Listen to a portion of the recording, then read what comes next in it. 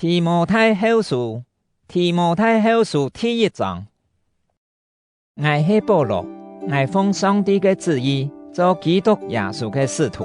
来宣布上帝通过基督耶稣所应许的新生命。我写信的本意，我所亲爱的来的提摩太，愿阿爸上帝老我哋嘅主基督耶穌賜恩典、憐憫、平安本意。我日夜祈禱嘅事，無一擺無想念你，想到你，我就感謝上帝，就是我同祖先同樣用清白嘅良心所敬拜嘅上帝。一想到離別嘅事，你所留嘅目的，我就迫切想愛見你，看到你，我將會滿心歡喜。我記得你這種純正的信心，這信心先前在我家婆羅伊老爺妹有你記的心度，我深信這信心也在你的心度，所以我提醒你，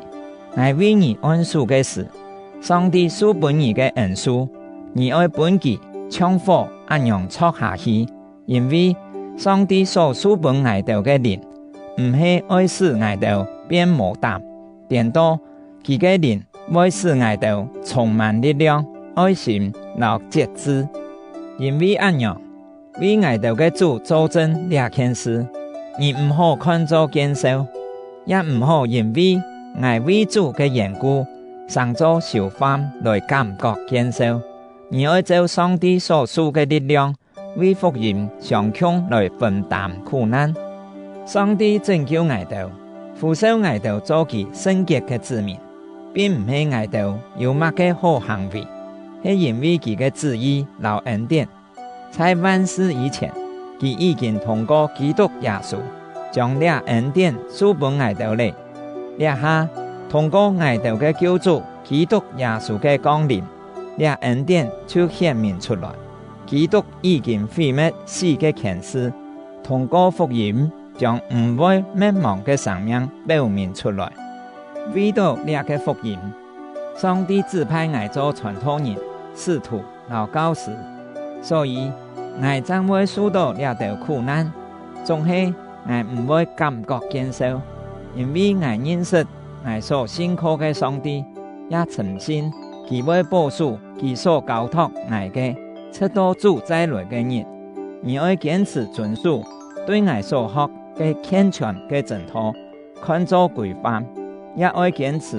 我哋同基督耶穌結連所得到嘅信心和愛心。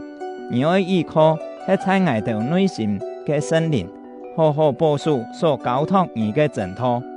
你哋在亞細亞省嘅人全部離開我，包含腓吉路、老恨摩奇尼，願主你們阿尼色弗一家，因為佢好多擺鼓勵我，本我心神爽快。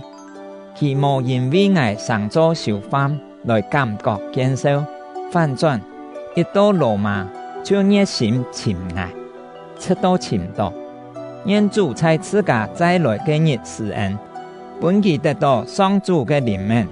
佢在以弗所為我做千多事情，這係你清楚地嘅。